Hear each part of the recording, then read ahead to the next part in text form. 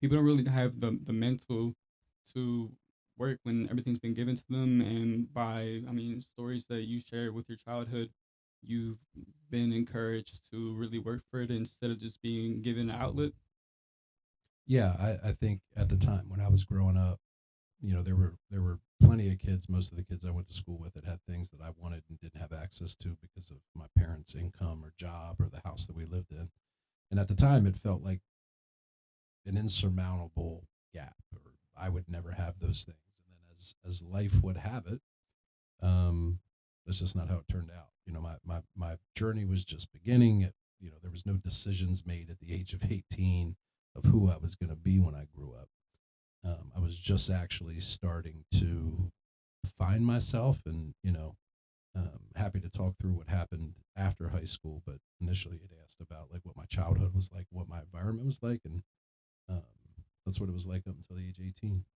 Yeah, so going through all that struggle at like a young age and moving around, being in different schools and households, what was like the breaking point where you're like, I want to do something else. I don't want to work like a 9 to 5. I want to start my own business. Like, what started that for you? What gave you the itch to get into that, into real estate, into being an entrepreneur? Yeah, I think I don't know if it's maybe just because of things like social media or just how much information is available today, but there is this like negative connotation that comes along with a 9 to 5, and I think it's like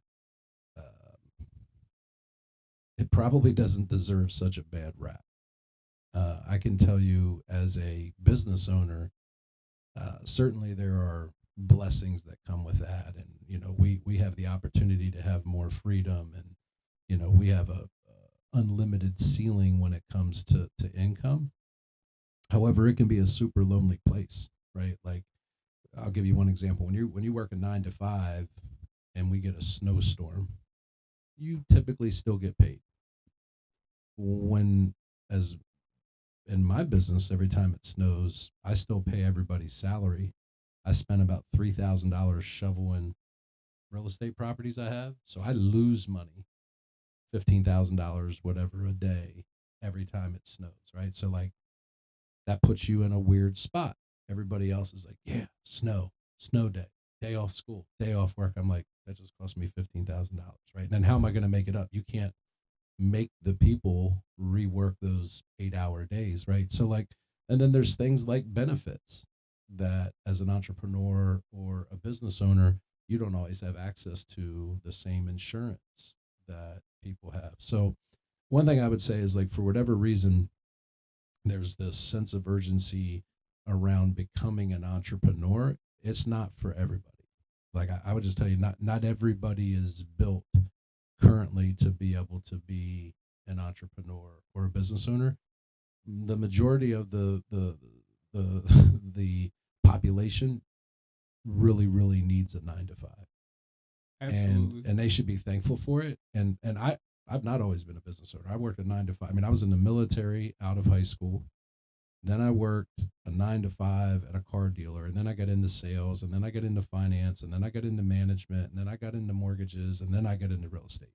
So it wasn't until like my seventh job in 15 years that I was starting the process of breaking away from a 9 to 5. And when I first started in real estate, I didn't have a 9 to 5. I had a 7 to 9, not 7 a.m. to 9 a.m., 7 a.m. to 9 p.m. So, like, somehow there's been this myth that both real estate and entrepreneurial journeys create more freedom. But the thing they don't often talk about is like the 15-year journey that's actually way more than what you would work at a 9 to 5 to maybe be able, because it's only like 5% or something of small businesses make it outside of the first 2 years. And it's only a very small percentage of businesses where people actually get a level of freedom that they thought they were going to get when they started in the first place. A lot of people just end up not running a business, they end up being self-employed. Like those are two different things. Running a business means that the business operates without you, Self-employed means that you are the business. You just have a really high salary, right? If you can't walk away from your business for 14 days and have it run pretty successfully without you, you don't have a business. You're just self-employed, which is great. Being self-employed is awesome. It's amazing to have more control over your time and more control over your income. But I think that the real point that I want to get across is like it is hard and it is stressful at times and there's lots of pressure and there's no guarantee that you're going to get a paycheck. When I first started in real estate, there was 3 4 months a year I worked all month and didn't make any money. Now, fortunately, if you do the right thing, the months that you do get paid should be 2 3 4 5 months worth of income.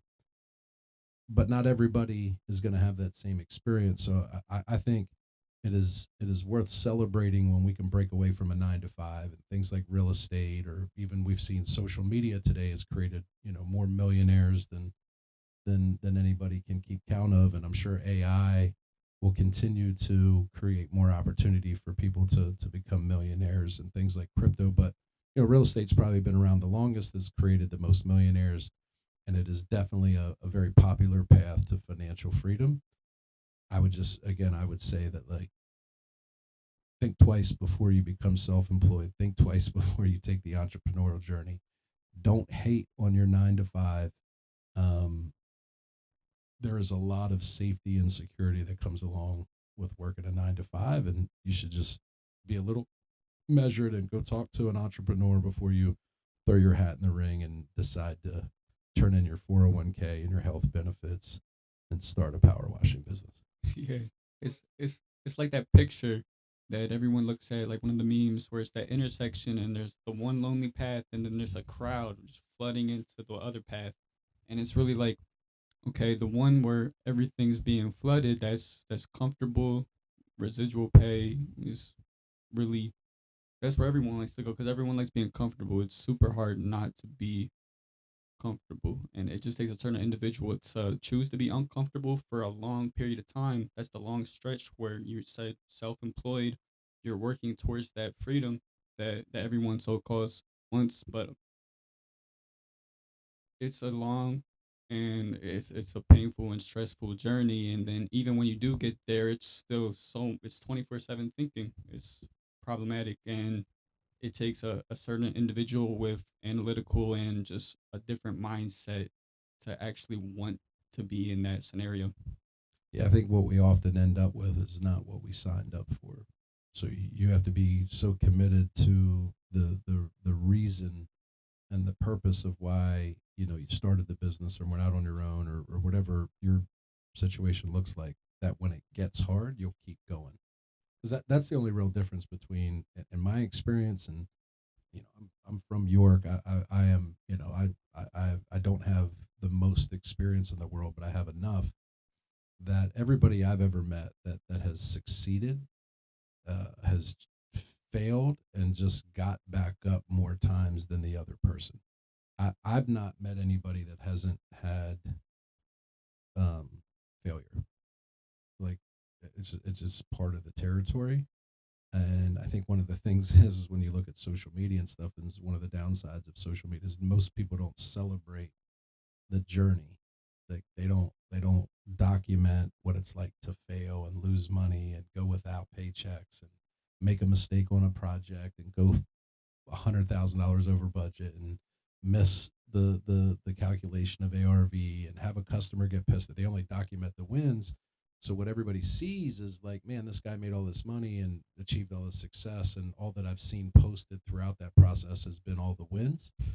Instead of, because at the time it's like, man, if I post my losses, people won't support me, or they won't lend to me, or they won't bring me a deal, or they won't think fondly of me, and that'll inhibit my ability to get to the next level. And I was very much a believer in that for a very long time. But I would say over the last 5 years since I've been on social media, my process has been more to just document everything, talk about where I've failed, talk about my struggles, and in my experience, it's a more honorable way to manage your social profile. Like, just be honest, right? Because omitting information is still lying. So if you just talk about your journey and all you talk about the wins, it's a little dishonest. So I've just always been a big fan. Not always. I've most recently become a bigger fan of just being completely transparent about my journey and honest about where I've succeeded and where I've failed, and then allow people to learn from that, not the little sliver that we give them that only talks about how well things are today, and all of the things that we've done well. I think it's important to share all of the things that we've screwed up. Yeah, I feel like a lot of people I talk to that are in a successful place like yourself have had a lot of failures. Is there a lot like any failures that like stand out as the biggest that really like change your perspective, or you might have thought about quitting and really had to push yourself not to get to where you're at? Uh, yeah, I think like probably dozens of them. Um, the ones that stick with me the most is like I got into real estate in 2006. Obviously, 2008 got crazy. I didn't think about quitting then. Like it was actually fun at the time because it was like challenging and things were literally, breaking and changing overnight, and we were still relatively new in real estate, so it wasn't that hard for us to pivot and innovate. But by about 2010, we got big enough where we need to really get good at hiring people and developing processes and managing people, and I was not good at managing.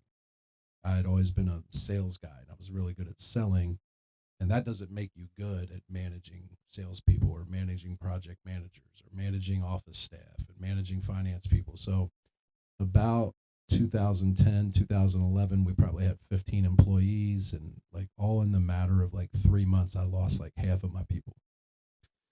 So, you rebuild, you go out and hire, you retrain.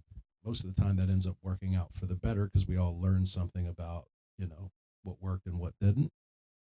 But that happened like three times in the course of like the first, I don't know, 10 years that I was in business. There would be like just this massive turnover. Not like one person leaving, like literally like one, three, five, seven people out of 15 employees in the course of a year leave. And that was the first moment that I remember as you sit here and ask me that, where I was like, man, I don't like that.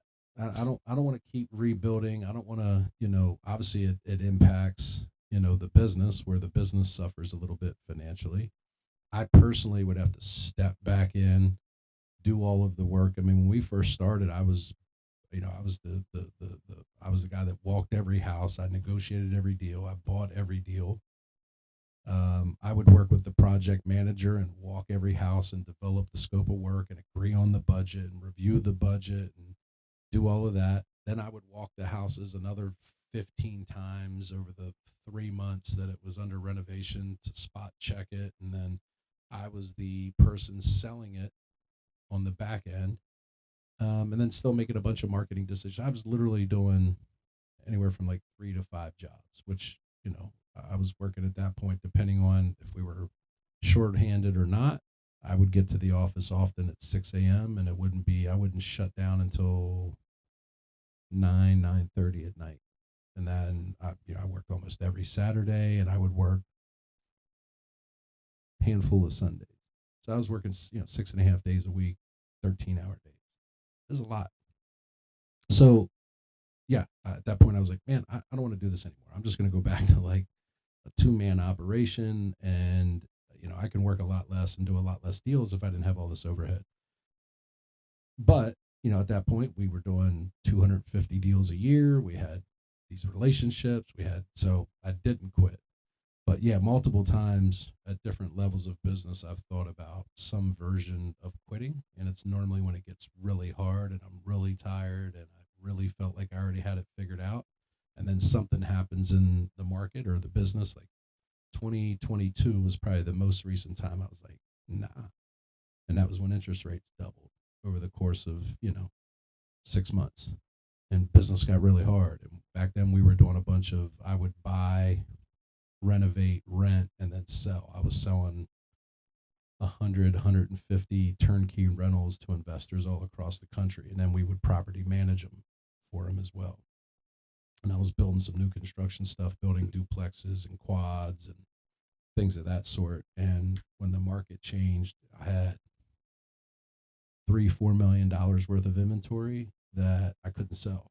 Like, I bought it to sell to landlords that were borrowing money at 4% interest rates with a 7%. They were done. So I sold some of them, took a loss. Some of them I kept and turned them into Airbnbs or midterm rentals or long term rentals and worked our way out of it. But I mean that 6-7 month window, I didn't, I wasn't down with what was going on and just was like, yeah, just man, I don't want to.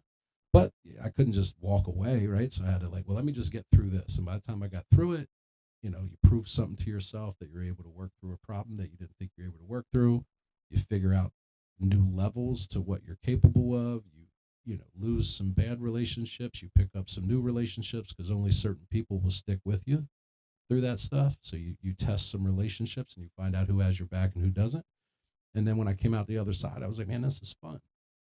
So, and now here I am today. So yeah, it's happened a couple times. I think it's normal. And like I said earlier, I think the difference between people that achieve different levels of success is not how much they fail, it's how many times they get back up. So I love that. I love that. And I feel like that's a great transitioning point to some of the questions that we had. But before I go into the questions, I did want to be considerate of your time. Or is 2:30? I have, yeah, I'm good. I got another We 20 or 30 minutes. we can go over an hour. Sweet. Yep. So I did bring up this question. I did a little bit of research. You bought your first investment property, or as I saw online, in 2006, which Mm-hmm. coincidence, same year I was born. That just tells I'm a child. Yeah. But how did you turn your first deal into what you built today, and even further? When 2008 did hit, the financial crisis, did you pull back, get hurt, or lean in and take advantage of it? How did that shape the approach and risk and opportunity now that you like to analyze? Yes, sir. The first deal that we did, I had gotten out of the car business. I had worked mortgages for a little bit, and my mentor from the car business called me. He was like, "Hey, I've been reading up on some real estate investing stuff. I think you'd be a good fit. Why don't come have lunch with me and we'll talk about this idea that I have." So his name was Craig Rich. He is still very much a part of my life today. He was my mentor in the car business. He was my mentor in real estate, and we're very good friends even today. And we decided to start working together February of 2006. And back then, up until I don't know, probably 2015, we were doing 250 deals a year and buying 90% of it off the MLS. It was just a different time. Like, there was so many deals on the MLS. And our first deal was on the MLS. It was listed. I had a real estate agent that worked with us that understood, renovations and understood house flipping and understood, how to get a good deal. And they took us to a bank owned property. It was listed for 45,000. We bought it for 40. We put 35 in it and sold it for I think 109. It was over in East York, and yeah, and so I would literally go look at like 10 bank owned homes on the MLS every day, make 8 offers, and buy 2 or 3 a week. Our first year, I think the first year we were in business, we did 72 or 70. I don't remember anymore. 70 some homes, all fix and flips, and all of them we bought off the MLS. So you mentioned 2 years later. What kind of happened whenever that big crisis happened? How did that affect your business, if Yeah, it did? I mean it had a big impact. I remember, I don't know, we might have had like a half a dozen or so houses on the MLS that were pending, and we had them, so we had fixed them up, and they were under contract to be sold. And I would get a handful of calls, and I remember it was like, hey, our deal is dead. No, oh, I mean, was it an appraisal issue, or is there something about? No, no, no. Like, the mortgage company closed. What? No, yeah, they're. I don't know if you saw it on TV or not, but you know, Lehman Brothers is closed, and they were a subsidiary of Lehman Brothers. So all of their offices, 700 of them across the country, all closed today.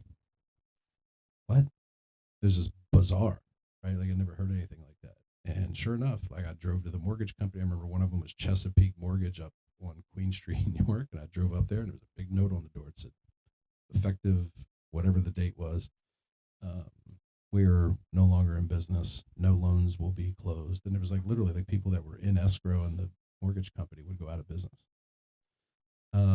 So yeah, you learn to, but we were like, okay, whatever, put it back on the market, worked really hard to find a buyer. But what really happened, and there's two major things that happened there. One, it got really hard to get a mortgage. Like the hardest thing to do in 2007, 2008, 2009, 2010 was to get a mortgage unless you had 700 credit and 20% down.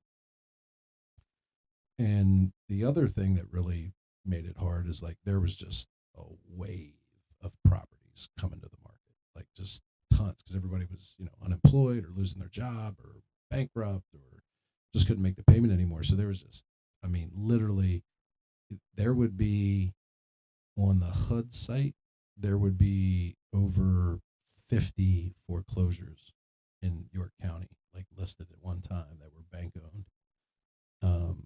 I mean, there was just houses everywhere on sale.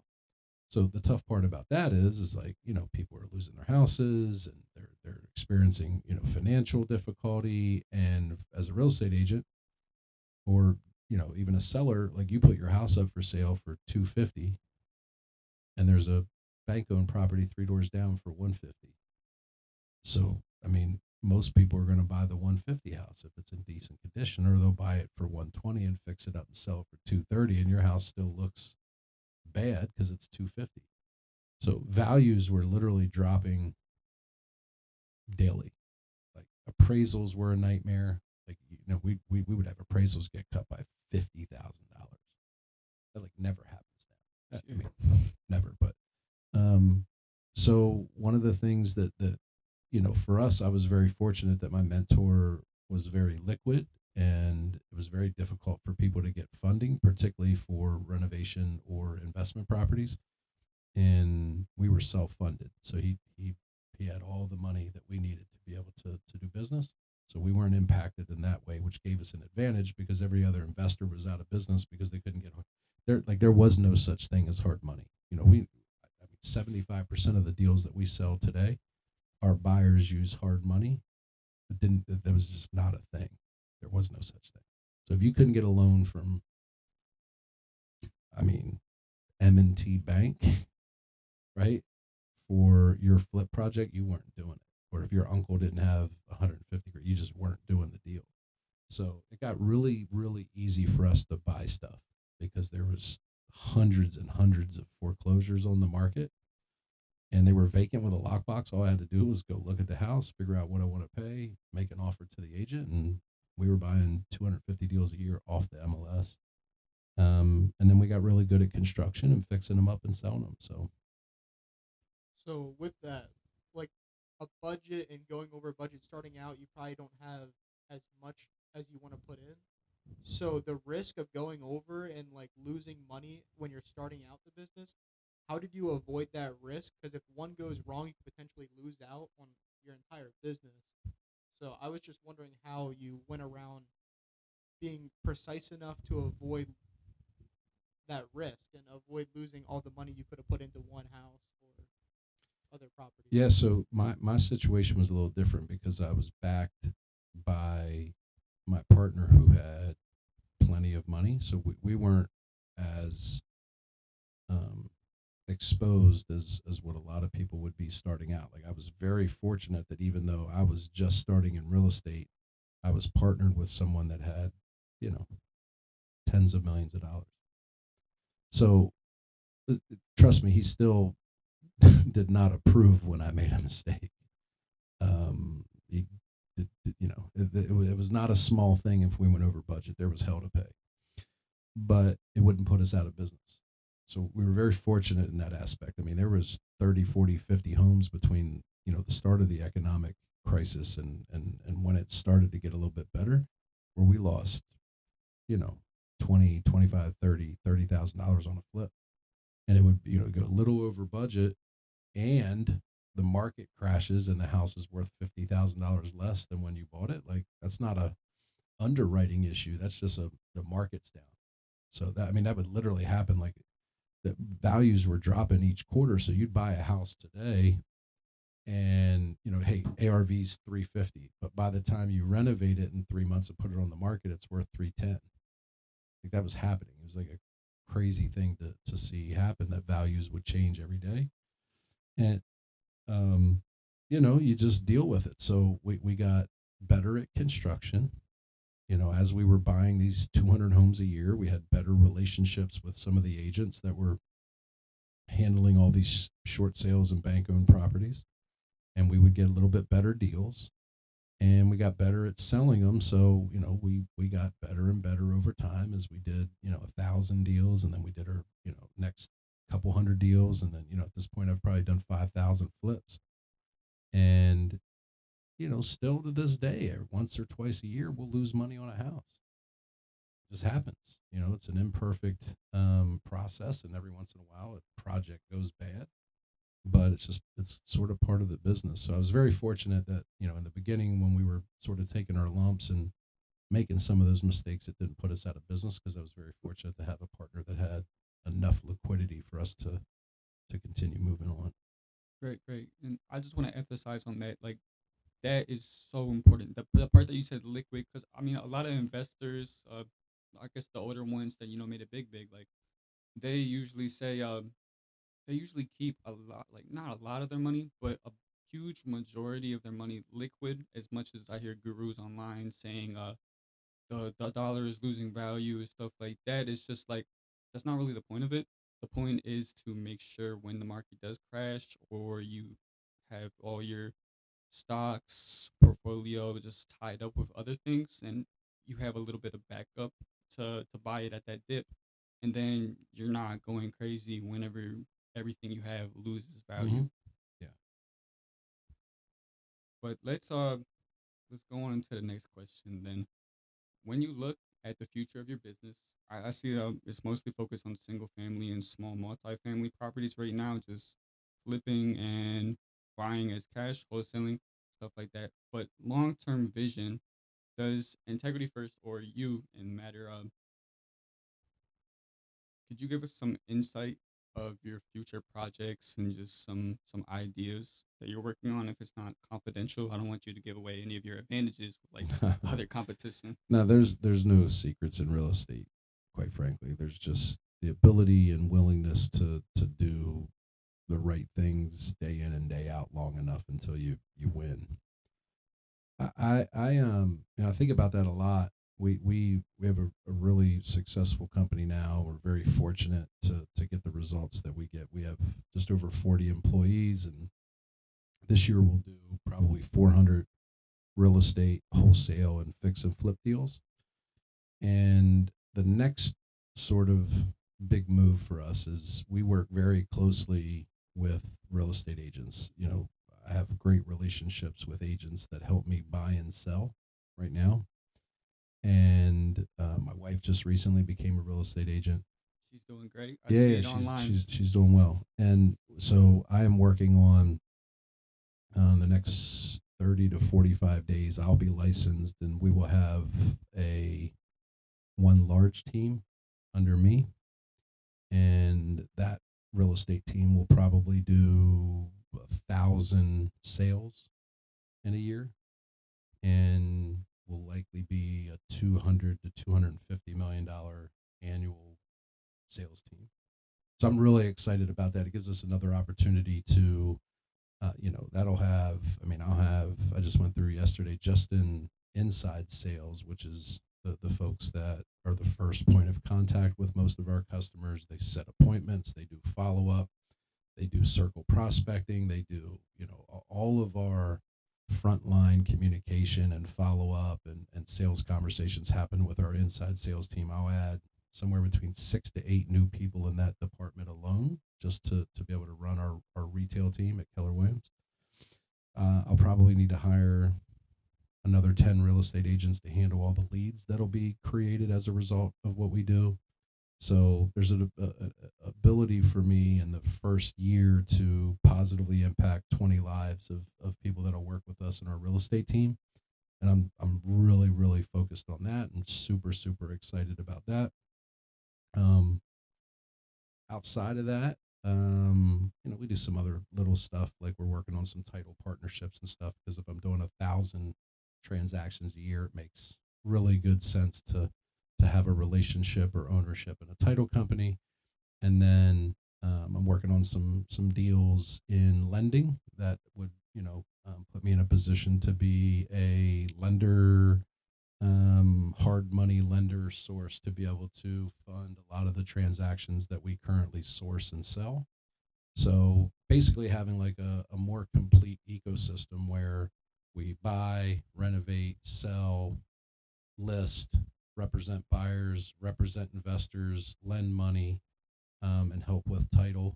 And so I think continuing to strengthen and expand the number of resources that we can offer to people is what I'm most excited about. And that's realistically a 2 or 3 year building process Mhm. to where it would get to the point to where I might have permission to move on to something else. So I got you, man. So like, I love that. So instead of like being more generic when it comes to real estate, you're really just diving into that one topic, which I hear from big CEOs. Like that's a great thing to do. Like be good at one thing and just go at it. So you're kind of like being a one stop shop for all your real estate needs. That's gonna help so much. yeah, yeah, that's the plan.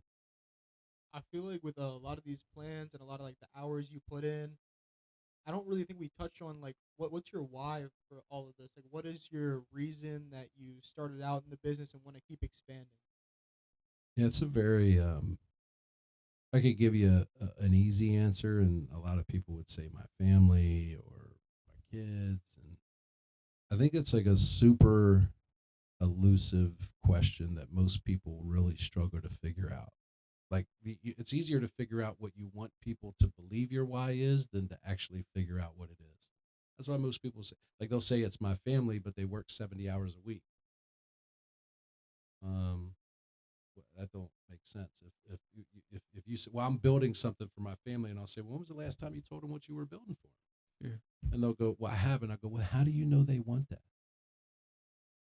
It's not your why right now isn't your family. It's what you want to give to your family, but you're not even sure that they want it. So what your why is actually selfish. It's not, which is okay. That can be your why. Your why can be to be a billionaire. You can be what it can be whatever you want it to be. So, I I think about it a little bit differently. And what you call why, I call a purpose. And what Yeah. I think a purpose is your assignment. And by assignment, I mean, like, I believe everybody was here for a very particular reason. Your assignment comes from God, and your journey and your situation and where you grew up and who your parents were and the town that you were born in, and your whole process is all part of your assignment. So I I believe my purpose or my assignment to be to challenge people's counterproductive perspectives. Like most of us, I would tell you, if you hung out with me for a day, you would hear me politely argue with everybody I come in contact with, because the majority of people, myself included, look at things the wrong way. Like, I just had lunch with someone, and he was like, "Yeah, man, when someone else lists a house, I don't even look at it." He was basically like, "Bump that."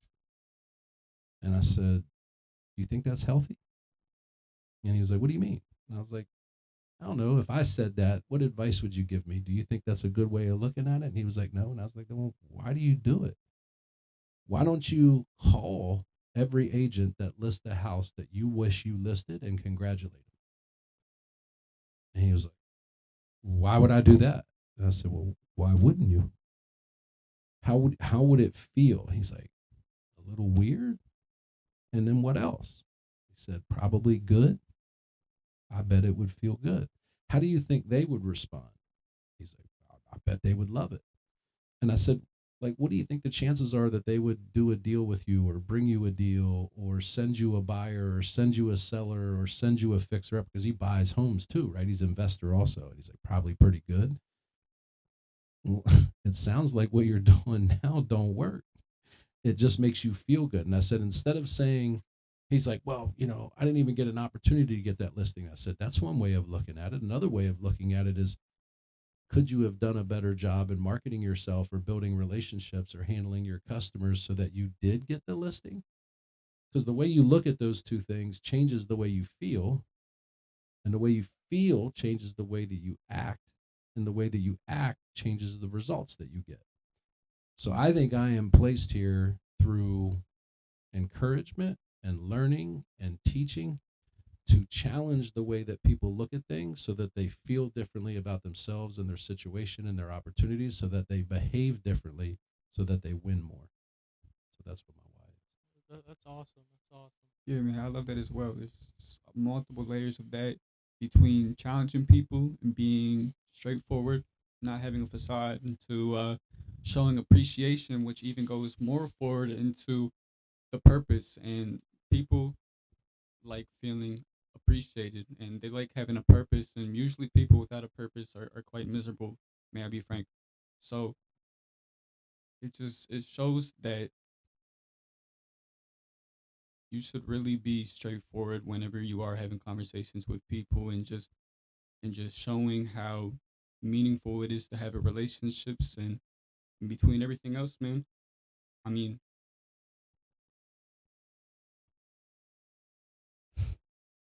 I'm Yeah. lost for words. Now, you ever wonder, like, again, there's no shortage of advice out there, right? Like, no one would be surprised to hear you say that you should be straightforward with people. But then why aren't we? Like, why do people not tell other people the truth? Probably to like protect their feelings or make them think like. I feel like it's definitely better to be straightforward with them because even if they don't like it, it's better for them to know what's wrong Yeah. than to keep going on something they think might work or something they might think is right that's actually not gonna work or is not ethical or right. Yeah. Or even like just when people pretend that it's their actual initial feelings, but deep down they know it's not really how they feel. It's not their actual intentions, but it's what they say to everyone else. Like, here's something I said. You guys are both very right with what you said, and like I always think about it this way. Play along here for a second. If I say I want you to fill in the blank, relationships are Key. key. Some people would say relationships are everything. Relationships are key. Relationships are they're a big deal. Okay, we agree on that. Absolutely. Completely All right, agree. cool. Now finish this sentence. Communication is Also key. Key. vital, everything, right? So if relationships are everything and communication is key, what's the key to relationships? Communication. Having good communication. Right. How often you think most of your friends work on communication? Probably a not funny not question. much at all. I mean, Nobody does. By the way, if your friends don't work on it and your friends are in sales and mortgages and real estate, what do you think people that work like factory jobs or work like if communication isn't part of your day, they're like never working on communication. So what are their relationships likely to look like? probably a mess, honestly. Suck. So like one of the things I think is, people say communication is key, but like who's out here teaching communication? Nobody. Nobody. Who's out here like challenging people's form of communication? Nobody. So that's just broken, right? So, like for me, I can say that and I can complain about it, or I can actually do something about it. So, if you watch any of my content or anything I do, it is very much about communication. And it's not as easy as just like knowing the words to say and like, having a script. What happens that a lot of people don't talk about is like in relationships and in communication, emotions show up. And if you're not aware of your emotions, and how that may be different from the right, because you'll feel a certain way but need to communicate a different way based on the situation, right? Like you might be pissed off, but how often is it really good to communicate in a pissed off mood? Like never. You should almost never do that, right? Because you're going to end up saying something you might regret. Of But course. most of the time when we get pissed off, we lash out and we communicate in a pissed off way, and then we cool down and we regret it. Or even worse, we don't want to regret it, so we lie about what happened, or we embellish about what happened, or we make the other person out to be a villain because we don't want to look like an a hole, even though we behaved like an a hole. So we end up living this whole like shell game of lies to try and protect our image because we lost our cool. Um, so that is my purpose. It's a long way of answering my purposes, man. I think a lot of people's relationships suffer, and like if you take that another way, like when we say relationships are key, really what we're saying is that like life is not fun when you don't have certain relationships, right? If you don't have friends, life isn't that fun. You don't have someone you love that you get to lay with at night, life is not that fun. If you don't have family, right, that you can share experiences with and talk about your childhood and talk about your dreams with, and you know, life isn't as fun. So like if we don't learn how to communicate, we end up with jeopardized relationships that have a massive impact on the quality of our life. So to me, it's not about sales or leadership. Like communication really is about the quality of life that we experience, because there's nothing worse than feeling a certain kind of way and having a beef with somebody and not knowing how to talk through it. And then there's this tension, right? Like you talked about, when that you earlier did something like this, it was like, yeah, we just, or something. Yeah. Somebody, or I'm sorry, it was at lunch. I've had 3 meetings, but the dude was like, yeah, we didn't see eye to eye. Like that sucks. Like to have a relationship that you have with someone in your life and you're all like this, especially if you haven't talked through it and you feel like this, but you got to act like this. That's just I was reading a book the other day, and there was a scientific study that said when you are living out of integrity, and by that I mean when you believe in positivity and you're in a work environment that's like negative, or you believe in transparency but you work at a place, or you're surrounded by a group of friends, or you're in a relationship with a girl that like manipulates the truth and always tells little lies, it actually your immune system doesn't function at a high level, which makes you susceptible to be sick. So like you think about that for a second, right? Like that's how big of an impact. If you are not talking through something with someone and you have beef and you haven't voiced it, you haven't communicated it, and now you're living out of integrity because you feel like you're working with an a-hole, but you got to treat them like they're a nice guy, you're actually setting yourself up to get sick or die, like physically, medically. So that's how big of a deal to me. Maybe I'm making a bigger deal than it is No, no, no. because it's No, it's not it's at a all. big thing to me, but that's why my why is what it is, because I literally think our ability to be able to communicate, particularly in difficult situations, and tell somebody when we're sad and tell somebody when we're hurt, tell somebody when we're mad, and work through it and talk through it and improve the situation and save the relationship is literally life or death. I can absolutely protest to that for personal experience. I mean, people just it's to the point where just people don't either want to change and they're not open minded to it, or they're even not self aware to the fact that not everyone's perfect. So, like when you constantly think that someone is perfect for means, it just like for example, when you get mad and you say something, you may not mean it, but the other person thinks that's 100% your belief, and now there's tension between that relationship. Or when you get resentful from multiple people bashing you or just not treating you exactly how you want to be treated, that just generally creates a fatigue for people or just the day itself. And being able to just everyone have open communication, whether it's work, family, the community itself, it's something that we really need to express more deeply. And I think that's a problem that everyone has. I agree, and it's not like I said. There's a bunch of layers to it. Like one of the key things. to become a good communicator is to eliminate ego and eliminate self doubt, because so much of the where our feelings come from and how we respond to different people is based off of our belief in ourselves and our ego. So, sometimes when someone disagrees with you in a meeting, if you lack self belief, you might think that they're smarter than you. If you have too much of an ego, you may think that they're saying they're smarter than you. And the reality is that what's really happening is there's just a couple smart people both sharing their ideas so they can pick the best one.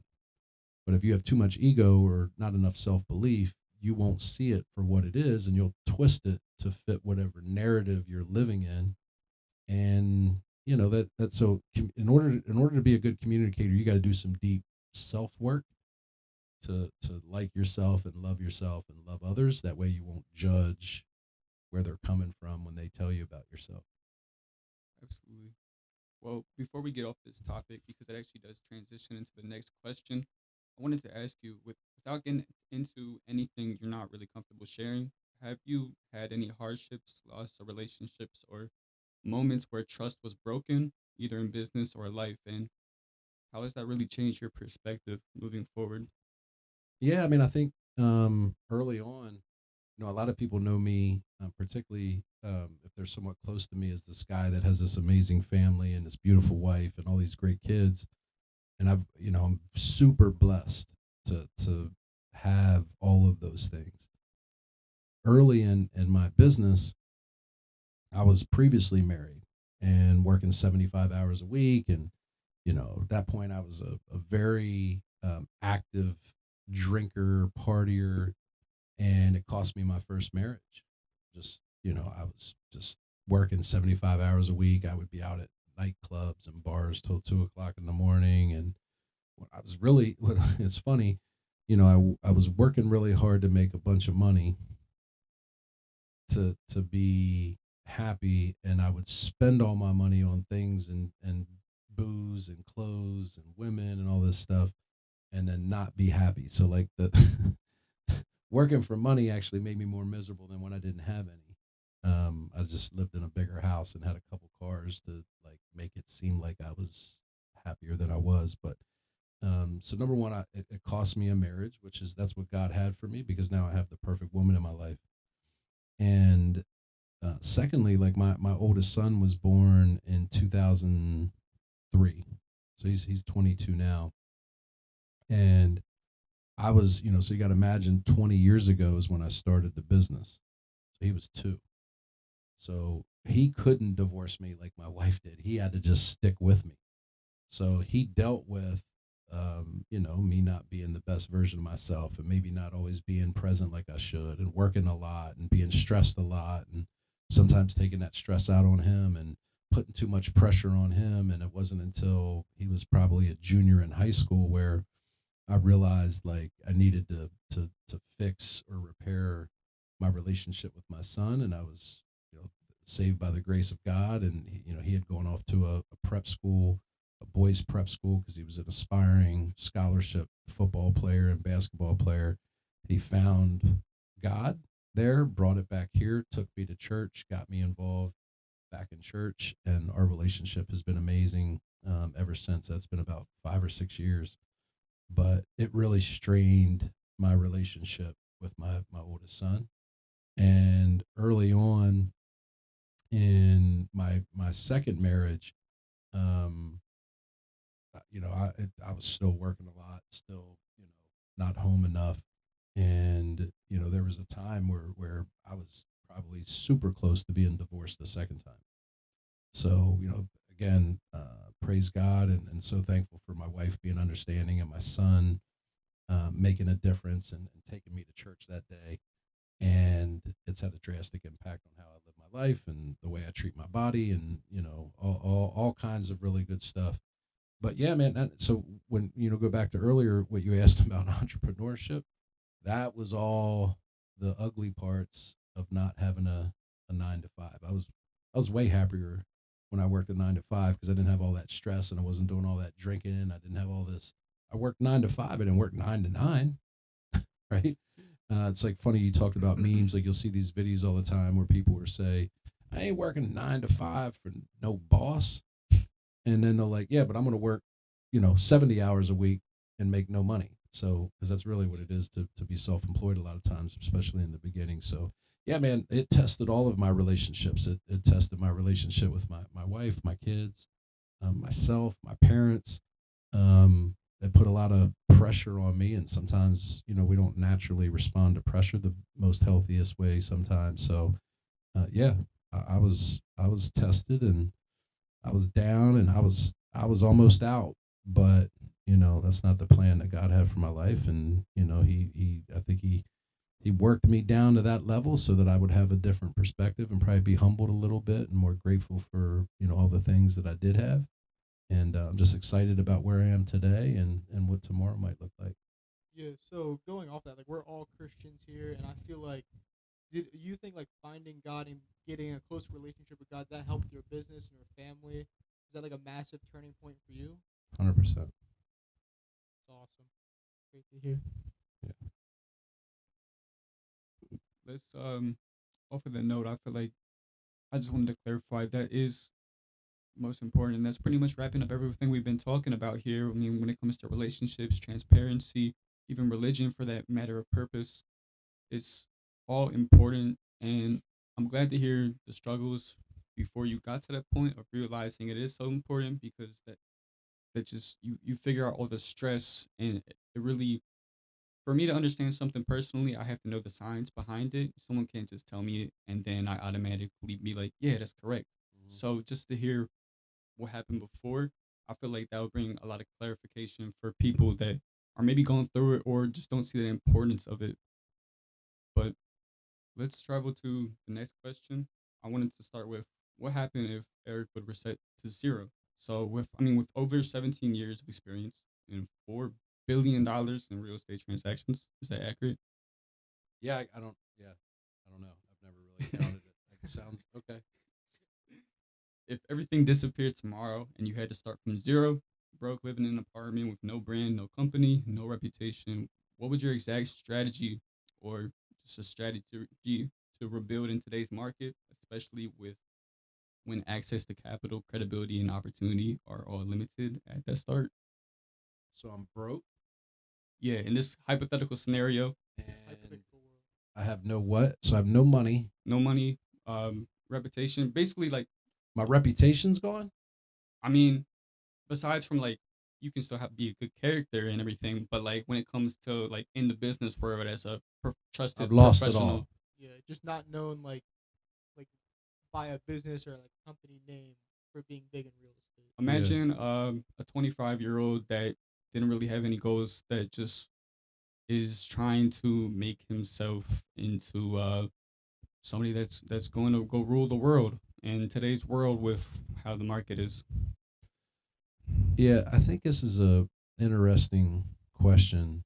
I literally was just talking about this with a gentleman that I had breakfast with today, who's a very successful builder developer, and I'll. This might not be the sexiest answer, right? Like I could say, well, I would have bought more rentals, or I would have got into multifamily, or I would start here. I think the reality is that I love my life.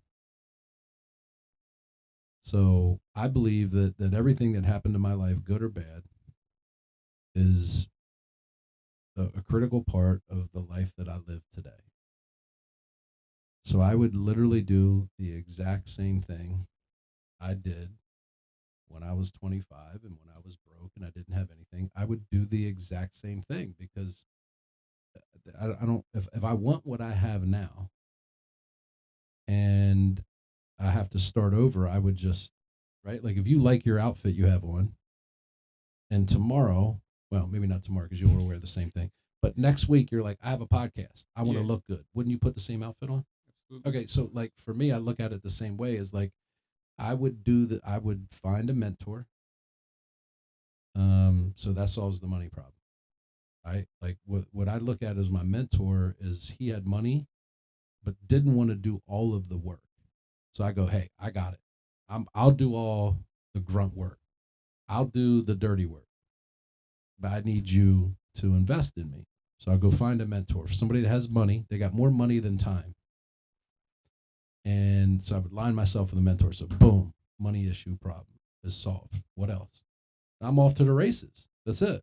I don't, my reputation, like if I lost everything, that would be my reputation. That I'm a guy that built it, lost it, and is still going. Like that might actually, like, because like I've had some trials, but like I've never lost it all. Well, Maybe I will one day.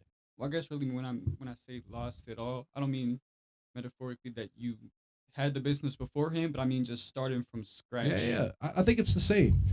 I'd actually rather have it and lose it all because I get to bring that experience with me Hmm. than to start over. But if you're asking from starting over without losing it all, and I'm just sort of starting from scratch, I would literally. That's my point. I would literally do what I did before. I would find a mentor. I would do the dirty work. I would build enough of a track record and a relationship with my mentor that we could start to then hire people to do the work I no longer want to do.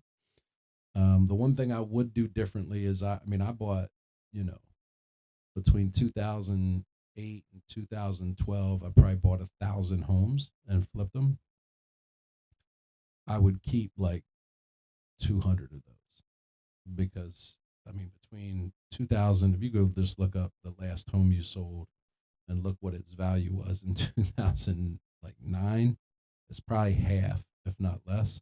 So the only thing I would do differently from my previous, rise from just getting started to wherever I am today would be I would keep probably a couple more rentals. I would keep a couple more rentals and I would refinance everything in 2021. And I would just have nothing but 2.5% interest rates and 30-year debt on 200 rentals. And you do the math, 200 rentals. If I had 50% equity and each of them were worth 200 grand, that's 40 million. 50% equity, 80, I probably would have pulled out 15, 20 million bucks in 2023. But I'd probably still be doing what I'm doing now.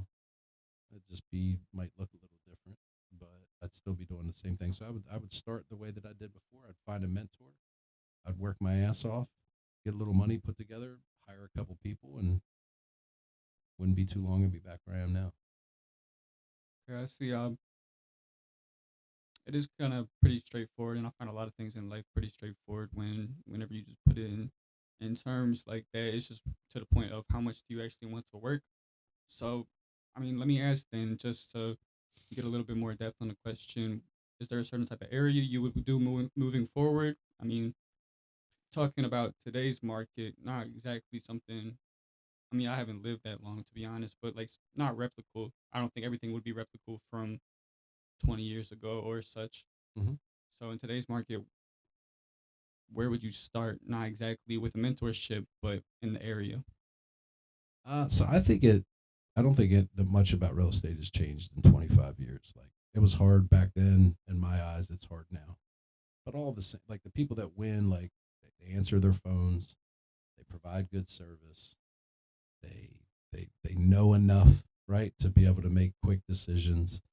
Um, I mean, it's always going to be hard when the market's really good. There's an influx of people, so it becomes more competitive. And when it gets hard, there's a bunch of people that get out of the business, but there's less business. It's always hard. It's just a matter of what makes it hard. Um, the one thing I would probably do differently is I would be a licensed agent and do that and investing together rather than just picking one. I think I would become a real estate agent first and be a investor real estate agent combo instead of being. I mean, I'm literally doing it now, but I would do both of those at the same time rather than just picking one, so that I could be a little bit more diverse. Because there's certain times where you can. Sometimes I see where the agent makes more money than the investor. It's the way it works out. So if you're both, right, I think it gives you a strategic advantage. And I would maybe focus a little bit more on construction, like getting really, really, really, really, really good at construction. Because one of the things I'm doing now is some larger development deals. I'm doing a 79 unit development deal in Harrisburg where I'm converting an old office building into 79 apartments. That's about a $11 million deal. And then I'm a partner in a 163 unit new construction townhouse development in Columbus, Ohio. That's about $30 million, and that's like heavy construction. Like, I mean, that's like it's a $22 million construction project in Ohio, and a $7 million construction project in Harrisburg. So I've having a really, really strong background in construction gives you a great advantage in all things real estate. So I would focus a little bit more in those two areas. I would be an active real estate agent, and I would be like I would really, really dive into construction. Those are the two things I would probably do differently. Great, great.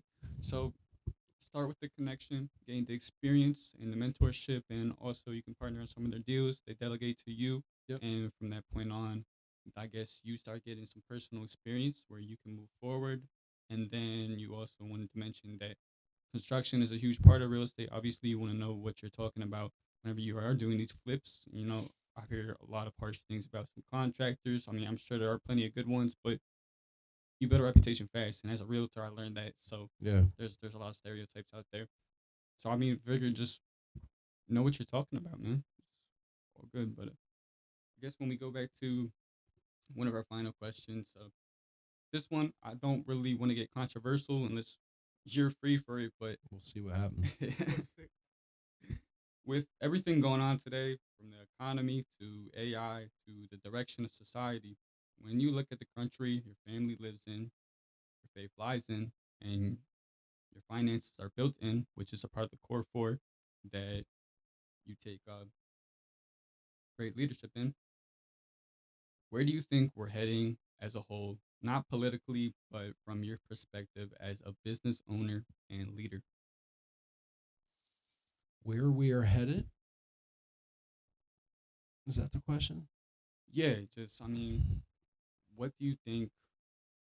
What do you think's really happening? I mean, we're going through war, tarnish. I mean, people are terrified of AI taking over the place. Like, what is your idea of where we're really heading without picking a side? Yeah, kind of like with the rising home price, like everything becoming more expensive, and people scared of with like AI taking over jobs. Like, how do you think that will affect like your business with AI, especially including like with people working for you? If you're going to use more AI other than like human resources, or Yeah.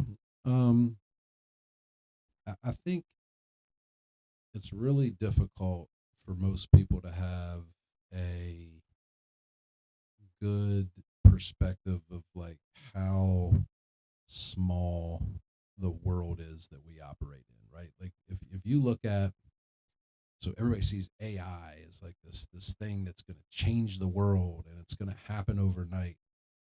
Like, I mean, think back to 1850. How long ago was that?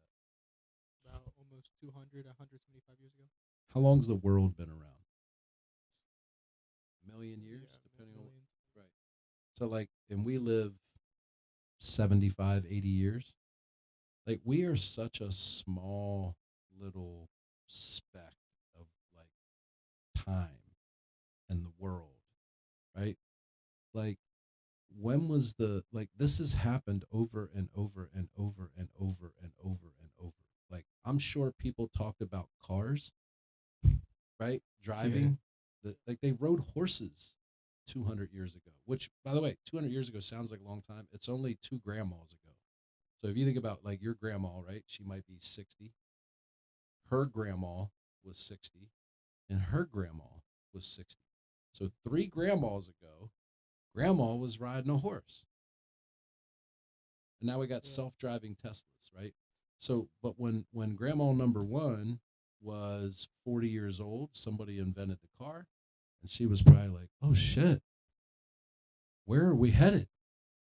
right? And then it turns out today, two grandmas later, like we're still driving around and people still like run the world. And so, I saw an article the other day about AI and like, listen, there's been, you talk about wars, like it's crazy.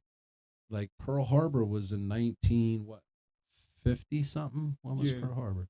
around that time. 70 years, one grandma ago. One grandma. Japanese One snuck grandma up on our ago. ass and bombed the shit out of Hawaii. It was war, right? Surprise war, like killed a bunch of people. Yeah, This one grandma ago. It's not even a big deal. Like that stuff happens and there's cycles, but like in my experience, whether it's fashion trends, tech, like cultural shifts, everything always comes back to the way that God intended it. So here's what's going to happen. AI is going to create all this crazy innovation and you won't need people.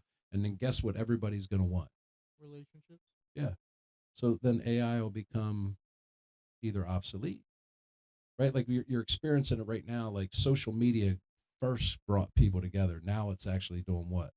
Tearing people apart. Right. So what do you think is going to happen in 15 years? Social media will go away because everybody will want authentic connection. It's already a premium. Like one of the hardest things to do is like get a human on the phone when you call places. So people get frustrated, they hang up, they don't want to be transferred 15 times. So what I think will happen, and I don't know when or how long it takes, but people will start to pay a premium to not talk to a robot, to not have to go through an automated system, and they'll want someone to knock on their door, sit down at their kitchen table, and tell them the truth. Because it's going to have people think AI is going to replace sales. The instant someone finds out they're talking to a robot, they'll shut down. I don't want first. I don't want to talk to a robot. I feel like they're gonna sell me whatever they want to sell me. I won't even be able to. You know what I mean? I want someone with a conscience. I yeah. want someone with remorse. I want someone with morals. They're I gonna don't. battle the objections no matter what. Yeah. So I think that the reality is like whatever happens, we're gonna have to figure it out. So I don't really stress it. Like it is what it is. Plus, I'm 50 years old. You guys got to worry about it more than I do. I got 25, 35 years left. So I don't think the world's going to change that much in the next 35 years. And hopefully, I'll just be able to continue to hire smart young people around me that'll, figure it out. But I think at the end of the day, it's all going to come back to the way life was intended to be lived, which is through connection. Like one of the things that'll happen with rising home costs, right, is I think families will hold on to homes longer and they'll pass them down by generation. And instead of moving out, kids will live in homes longer. Well, all we're doing is going back to the way that people live. Two grandmas ago. That's it. It's all a matter of how many grandmas ago. So you will end up just becoming more old fashioned over time. Like there will be this spike in innovation. It runs its course. It ruins a portion of the human experience, and then people just go back to the way that it was supposed to be. So, Yeah, I mean, historically speaking, like everything's in cycles.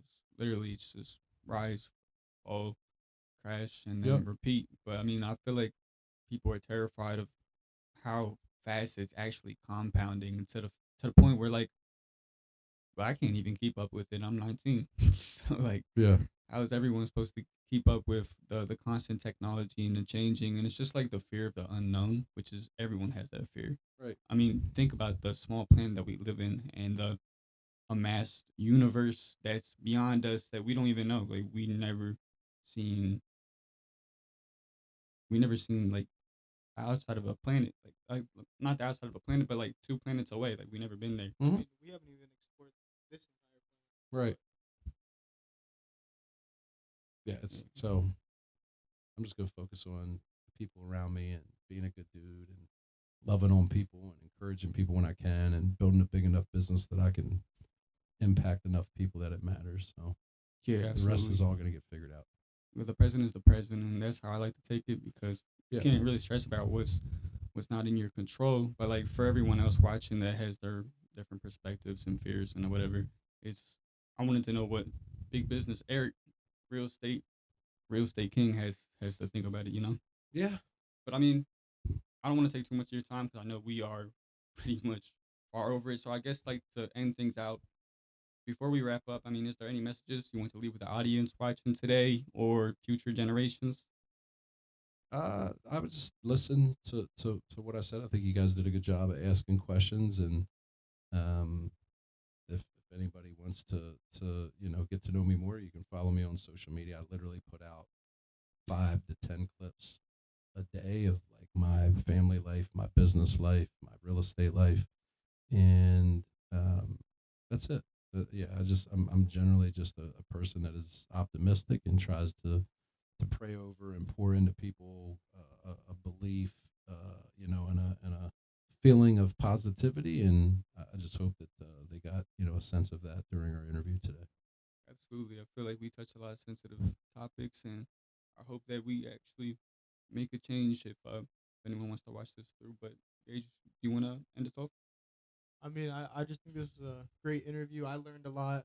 I'm guessing you learned a lot as well. Absolutely. So Blessed to be here. just a pleasure to have you on. I'm really Thanks. grateful that you allowed us the opportunity to have you on and ask you these questions. And Sure.